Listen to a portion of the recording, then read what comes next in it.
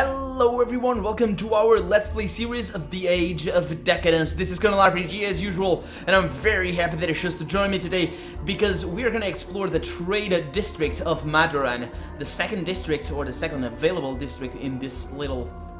Oh, this huge town. Yeah, it's a huge town, but man, this is the Commercium, I think. There's the abode, and yeah, I suppose it is Mazius. Huh. Well, I'm not gonna go there right now. Let's explore the town. Ooh. A half-naked courtesan opens the door. Oh, excuse me, miss.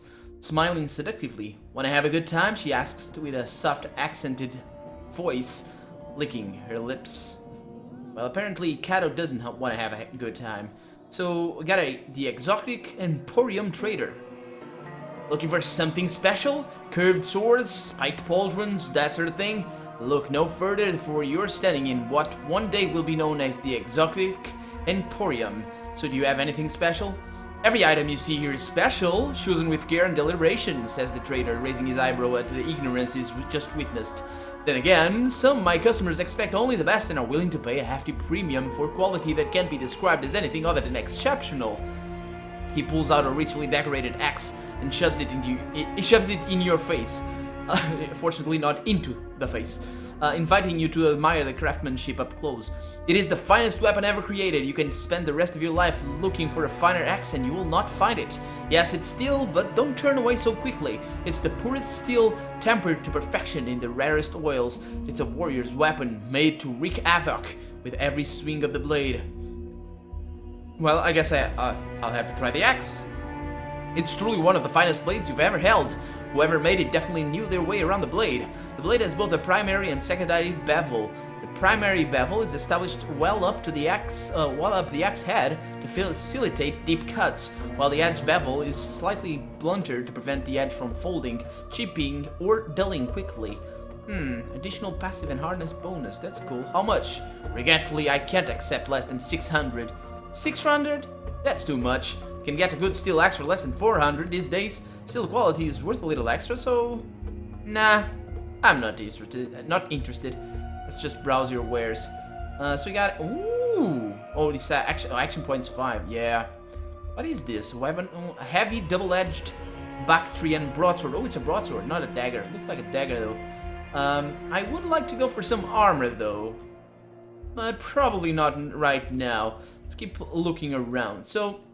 There were this trader, I don't know, stands. We got a worker over here. He's not gonna talk to me, is he?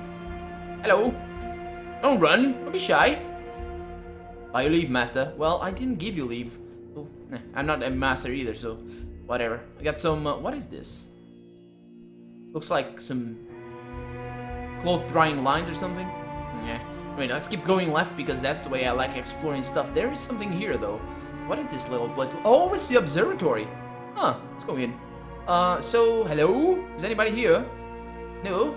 Okay, I guess. Can I check things out? Can I go upstairs? Let's go upstairs. There's nothing out here. Oh, this looks magical. What is this? Looks alchemical, though. Not sure I'm in the right spot. Not sure. Oh, I can go upstairs still? Let's go upstairs. There's gonna be somebody up there, I'm sure. And yes, there is. That's the Abukar. Abukar. I've heard that name before. Hi. You see a bald, bearded man fiddling with an old telescope bearing signs of crude repair. If you want me to do a chart, you're wasting your time, says the man, his accent thick and heavy. What chart? I'm a stargazer. Says the man impatiently, as if it should have been obvious. Yeah, it kind of should. But you don't do charts anymore, so don't ask. Now, what do you want? Well, I need a lawmaster. I'm that as well. Surely you've heard of Abukar? So tell me what you need to go away. Yeah, I've heard of him. This is the other. So there are two lore masters in this town, and this is the other one. The main one is basically the guy, the lore master of the Lord. King? I don't know. But yeah, this guy is the other one. So, what is this thing? A telescopium! A wonder of wonders. Through it, I observe stars and their movements. Although it's not the stars, but the void between them that captures my attention now. Why is that? I've learned that the void is anything but empty. The darkness hides it well, but nothing can stay hidden forever. There are those who dwell in the void, and I have taken it upon myself to watch them. So have you seen any yet? I have not. But the absence of evidence is not the evidence of absence. They are there somewhere. I know that now. You know that now. Anyway, so what makes you think that? What makes me think that? Yeah, are you hard of hearing? Oh, the wisdom of the ancients contained in the scrolls I found in the ruins of the library of Saros. Oh, the truth they revealed. I burned the scrolls, but I can't burn the words imprinted into my mind. They are the reason I watch the void now. So, what did the scrolls say? They said that the magic reached far into the void and brought forth beings that are not of this or any other world. Beings that know neither life, the way we know it, nor death. The link has been severed and the gate sealed, but the path remains. The seals can be unlocked and the spells can be reversed, unless we stand guard and watch the void. Yeah, so you're trying to prevent them from coming back, is that it? So, is that what the scroll said, word by word? Oh, there were dozens of scrolls reduced to fragments. I had to decipher the message and deduce its meaning hidden to the uninitiated. So any chance you might have erred a little bit? I am the third generator lawmaster! I do not err! Oh, okay. So, you mentioned the library of Saros. Do you know where it is? There is nothing there. But if you want to gaze upon the ruins of the greatest library in the world, I won't stop you. Let me mark it on your map. Oh, thank you. So, what did you seek at the library? Knowledge. What else? I was trying to solve a problem, and I hoped that the library of Saros might shed some light on it. I was mistaken. What kind of problem was that? I was working on a device to detect energy fluctuations. It could detect random deviations with 80% accuracy, but couldn't handle larger and more frequent fluctuations. Obviously, I miscalculated somewhere, but the nature of the old world's magic is hardly a well-explored field these days. One has no choice but to make assumptions, which leads to setbacks and disappointments. Well, that's true. But wait. No, I didn't thought that magic was gone for this world. But apparently I did. Oh, then you thought wrong. Exactly. The magi are gone, but the magic they unleashed is still here, lurking in our own backyard, waiting for the right moment to strike. How do you fight that which you can't see? How do you stop that which has been prophetized to come? Wait, on your own backyard? You mean the abyss? Well, what else? I would have accepted the abyss and learned to stay away from it. We speak of magic that haunts it without any understanding of what it is and why it's still there centuries later. Yet any force that affects the physical world can be detected and measured, even if it's invisible to the naked eye. And this device, do you still have it? It's not for sale. Trading success. Well, everything's for sale, if the price is right. A man of the world, are you? You want my advice? We want my device? Then bring me one of equal value. Okay, so... Okay. So you wanted to explore the abyss?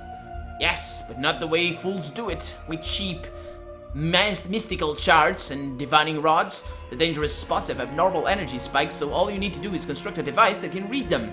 Easier said than done, of course, but the paths worth traveling are never easy.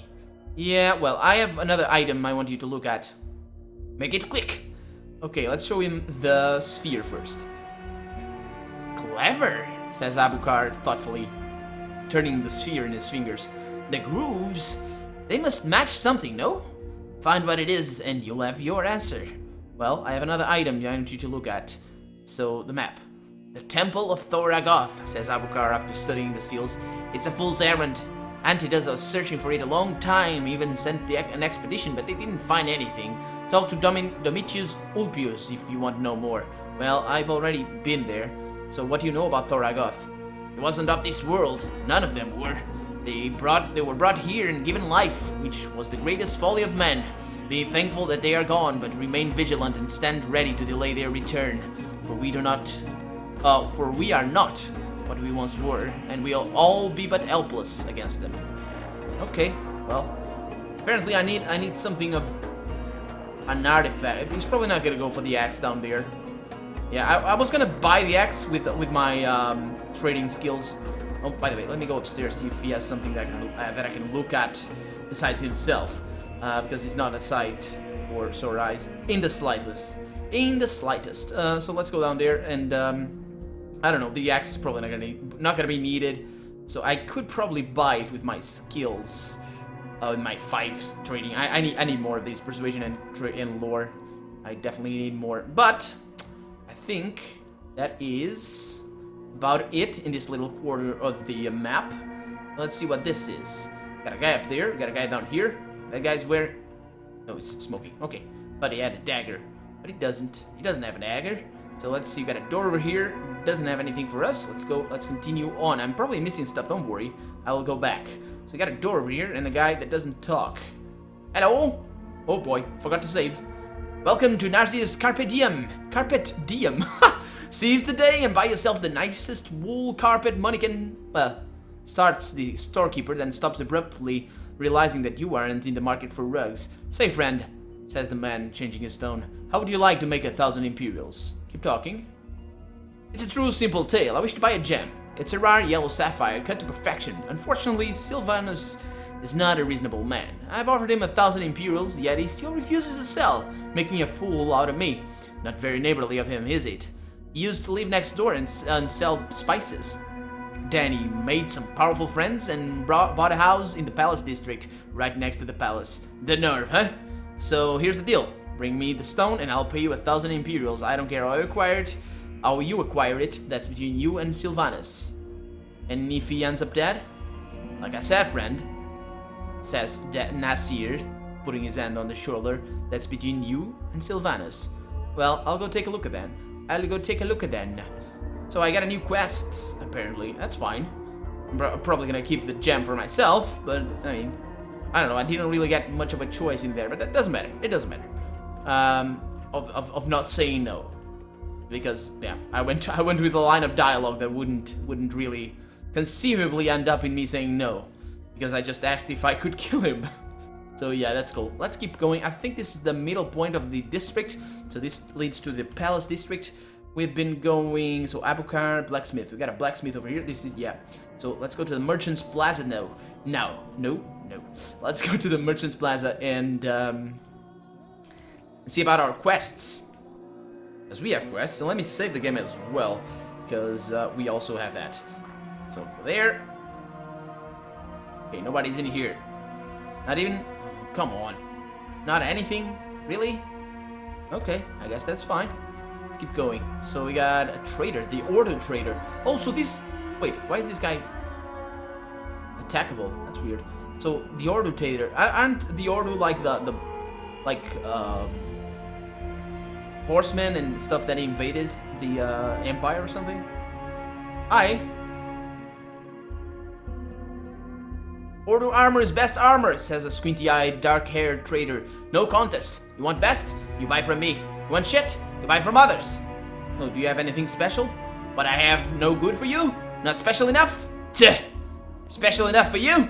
Ride a horse skin, 2-inch thick. So he says, he shows me fingers and 2 fingers and inviting you to touch the ladder. The ladder feels soft to touch, yet it is incredibly thick, clearly able to absorb a significant amount of punishment. You can only wonder what monstrous beast it came from. That's not bad. So how much for the armor? 400. Good armor, good price. Well, I can afford it. See you later. No, actually, let me browse your wares. You don't have anything though. You don't have anything. You have some. Okay, I might go. No, I'm not gonna go for that. Cause I'm not a ranged character. I'm barely a dagger character, let alone a ranged. Wielding a bow is probably like one of the hardest things you can do in medieval times, weapons-wise. So it's a thing that I probably will not try and dabble with. So we got the curio trader over here. Hello. Do you have curiosities? Get it? Welcome to Marcus Cornelius Alarvina's House of Curio. Looking for anything in particular? Protection against the evil eye is always in high demand. Copper bracelets to increase your energy and improve well-being. Good luck charms? You can never have too many of those, I assure you. In fact, if you buy 2, I'll give you the 3rd for free. Good luck charms? No, thank you. So do you have anything special?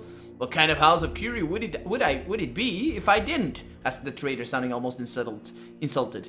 He pulls a small golden device out of his sleeve and shows it to you. Ever seen anything like this? It's an Strabos, says the trader, whispering the name carefully as if afraid to be overheard. Everything else I sell, the quality is debatable, but this, my friend, is the real deal. As real as it gets. This little amulet draws its power from the sun. I hope I don't have to explain what that means. I bought it from one of them funny hats, and you know what he told me? Neither sword nor arrow shall touch ye, Marcus. That's what he told me, word for word. I figured a mighty artifact like that is worth at least 500 coins. What do you say, stranger? You figure your life is worth 500 coins?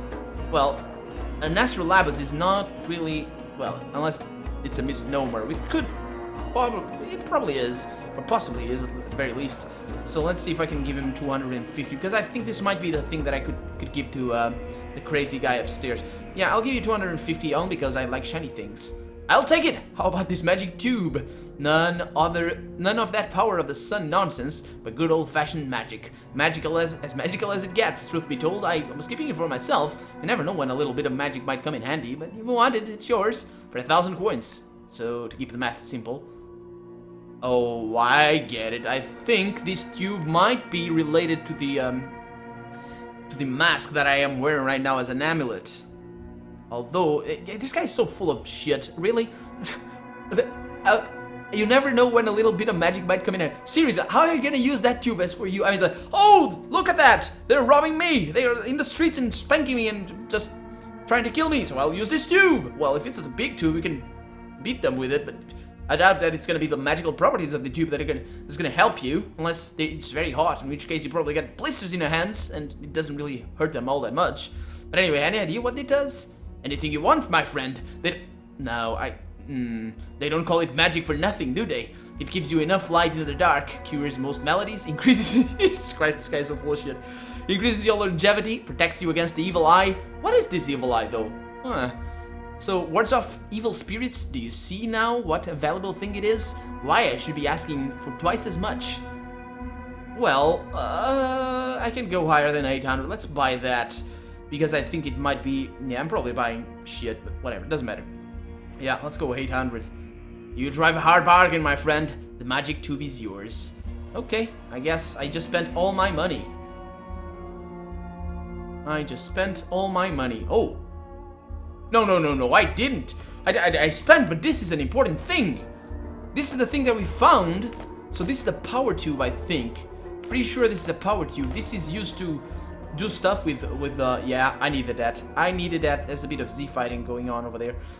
If you don't know what Z fighting is, it's when textures fight against themselves, trying to get on top of each other. That's basically what it is. But yeah, so you got a fascinating divination device that can determine the altitude of the celestial bodies as well as the latitude and longitude. That is good. So that's how it works. I didn't know that. I knew that an Strabos is used to in sea navigation. So basically the early explorers like Vasco da Gama and Cristóbal Colombo, they used that stuff, that thing right there, this thing, and other stuff. They had the I don't know, but yeah, they used that to traverse the sea, and yeah, that's why I know that. Apparently, it's used to determine the altitude and longitude of celestial bodies. This is gonna be handy for Abukar over here. Hi. So I have so I need to go with this. I have a look. I have spear. Oh, so it's not for him. Bollocks. Oh well. Oh well. I just spent. Well, I guess I had to spend that in order to buy the tube. To buy that, I mean, in order to buy the tube. But man, that guy was asking for it. Just 1,000, really, man. But anyway, I think that was good. That was good for us. I think that was good for us. So we got the exotic in. I don't know why I stumble on that word, like I do in many others. So I don't know why these guys are so mad at me as well. Because can I click it? I can't. I daren't right-click it because I might kill him or kill her. So these guys are all fine. They don't really sell anything. We got nobody here. We got nope, nothing here. We got a lady over there. We got a watchtower over here. The man in the tower spits over the railing, looks at you, and says indifferently, "What are you looking at? Keep moving." Why do you want me? What? Yeah, whatever. So over here, have I been this side of town? I have not. But I told you guys that I would go to the Commercium. Let's go to the Commercium. Let's get this over and done with. We got the Shield Trader. Oh, let's go over there. Asking me if he has anything interesting. He probably does. He probably does. Every single trader that we found so far had. You know how they say the best defense is good offense? Bullshit, I say. The best defense is the good shield strapped to your arm. Nothing beats it. Just ask any archer what he thinks about shields and he'll tell you. The bastards hate them. You know why? 3 layers of wool glued together and covered with leather. You can see what I'm getting at? Yeah, if archers hate shields, you should grab 1 or 2, you know, while supplies last and all that. So do you have anything special? I most certainly do, says the trader with pride, producing a large metal-studded shield. It looks old and dented, yet surprisingly solid, as if the dents only highlighted the shield's indestructibility. And it belonged to Quintus Sabellius Barrow, called the Invincible. To say he knew a thing or two about shields wouldn't be saying half of it. And this one here was built to his very own specifications. Try it. See, it's lighter and not as bulky. Makes all the difference, doesn't it? He soaked the hood. He soaked the wood in resin. That's why it looks this way. Neat little trick, huh? So what happened to him? Stabbed to death in a whorehouse. Best way to go, if you ask me. So how much for the shield? 5. Well, all right. 400. Trust me, it's a fair price. Well, I can't afford it right now. But yeah, I guess that's fine. I really can't afford it right now, so he has some shields. I'm not gonna buy anything because I don't have the money, but I probably wouldn't buy either if I did, because of you know, I don't really want to get into combat all that much. Ooh, this place. Look at it. It's like a bazaar or something. It probably is a bazaar. Or a bazaar? How is it pronounced? I have no idea. The Imperial Trader. Let me save the game first. Hi. Welcome to the Imperial Armory, where you'll find only the noblest of weapons and designs, the purest lines, the most sacred geometries calculated by the Magi. Don't miss your chance to own a piece of history. So do you have anything special? Special? Yes, of course, exclaims the trader, producing a worn-out box. He pushes it toward you and opens it, revealing a well-oiled blue steel sword. It looks like a gladius, but with a slightly narrower blade and a short triangular tip, forged by Catullus of Asmara, the greatest swordsmaker who's ever lived. He was killed during the siege, but not before he slayed 20 men with his very sword. 20 men, maybe even more. Hell, probably many more. Forged in fire, tempered in blood. It's a special weapon indeed, my friend, worthy of a great hero. It's not cheap, but I can't ask for less than the sword is worth. To do otherwise would be an insult to the memory of Master Catullus. May he rest in peace. Let's try the sword. Sword is well made and easy to handle. Definitely the work of a master. The grinds are flawless and the balance is superb. Heat, that is a nice sword right there. How much? 2,000 Imperials? Are you crazy? Man, I can't afford it. Jesus Christ, that guy. So he has some. Is that a dagger or is that a sword? I think that's a dagger. That's a sword. Yeah, a sword. Yeah. But basically, gladius weren't really that long. They were had like what, 15 inches long. They were very small. They were used for piercing. Basically, this is used for piercing, not for slashing or cutting. So over here we got a Pugio, which is a Imperial dagger. Mine is better though. Mine is considerably better than that. Okay, let's keep looking around. Let's go this way now. There's nobody here. There's something over there. What? Go to the second floor? There's a second floor to this place? Okay. Alchemy trader, hello. So these guys just sell stuff. Dabble in the alchemical arts or need a love potion? A curse on your enemies, perhaps? A common axe if you have the coin? Those ain't cheap. How about prosperity candles? Draw luck and success in business dealings, no? Well, look around and let me know if you find anything of your liking. So I guess I just browse your wares. Neurostimulant. Antidote. Poison level decreases poison level. That's cool. It's very oh, it's not that expensive. I probably will take a couple. Probably will not take a couple though. How about one? Excuse me. How about one? Just one, just in case I get poisoned by just some trap. I don't know. Put an elixir that will speed up your reflexes and reactions in combat for a short time. So only in combat, huh? Okay. Quicksilver root. That is pretty expensive. Iron balls. It's a reagent? Oh, it's for bombs probably. Over here we have pretty cheap healing salve. I will not take that. I will take the antidote though. Yeah, I will take the antidote. So see you later. Because you never know. You never know. I have poison now. Can I make poison? I don't know. Cato, right? Strabos is expecting you upstairs. Hello, Masters. I saw you from over there. Can I help you? No, apparently not. Okay. What? That was a bit weird. But anyway, let's keep going. We got the armor trader over here. And then we need to go see Strabos. Come, come, come! Don't be shy! Yells a well-tanned trader, smiling as if You're his long-lost sibling. I have the best armor here, bar none. But why am I telling you this? You look like a man who knows quality, am I right? So do you have anything special? Way ahead of you, my friend. Way ahead of you. One look and I could just tell you we're in the market for something special. Well, today is your lucky day because you won't find anything more special than this armor. I bought it from Marcus Tiberius Aero's widow. He saved Lord Gallius' noble father from an assassination attempt and was given this armor as a reward for faithful service. Made of the finest blue steel, gold inlays, exquisite craftsmanship. Why, the very thought of parting with this magnificent armor brings tears to my eyes. But I can tell you need it more, am I right? Reduced dodge penalty, increase the defense vessel's critical strike, and hardness. How much for the armor? A bunch. 4,000? Jesus Christ, these guys are expensive.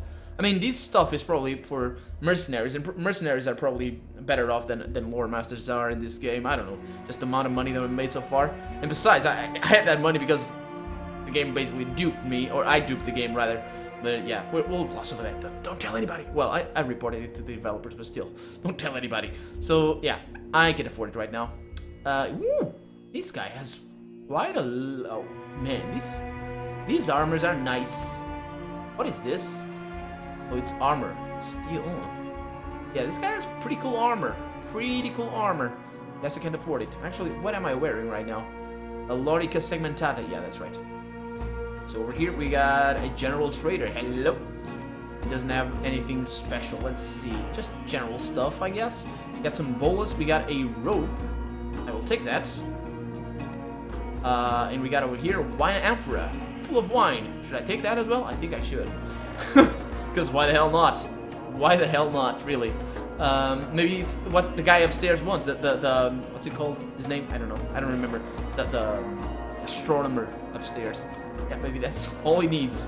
So over here we got a guard over here, and we got a go to the. I'm Kato from Terran. All right, go upstairs. Strabos is expecting you. Let's go. Master Strabos, known as Lord Strabos behind his back, started his career as a laborer for a small trading company.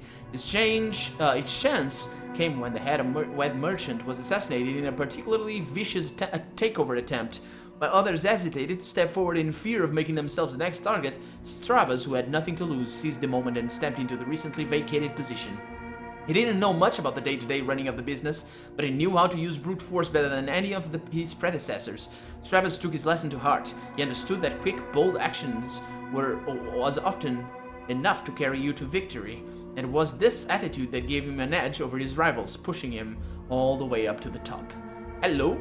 Ah, Kato, come in. I've heard quite a lot about you, and I've gotta warn you, Madaran isn't some sleepy little village. It's a big city. Everything's big here. Money, games, stakes. Yeah. Lenos might be happy to play second fiddle to Antidas. He probably even considers himself very clever to get rid of Karinas. But let me assure you, that's not how we do things around here. Ask Lenos to give me one of his best for a reason. What I need is a fresh face. I need someone very loyal to us, yet virtually unknown. I need you to talk to certain people, powerful people, and see where their loyalties lie. If an opportunity presents itself, persuade them to show certain flexibility. So, why do you need a fresh face? I can't have any of my men seen paying social visits to people of importance. In a city where intrigue is a local sport, such visits won't be overlooked.